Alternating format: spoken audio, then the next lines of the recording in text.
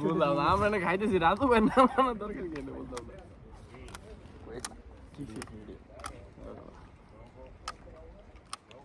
বৃষ্টিতে শেষ।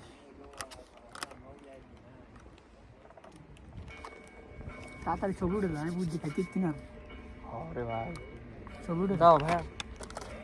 ওরে এর তো জোশ উঠতেছে। 14 না মেরা কিনছে। একটা ছবি তুলি হাসান, আয় ছবি তুলেন ভাই।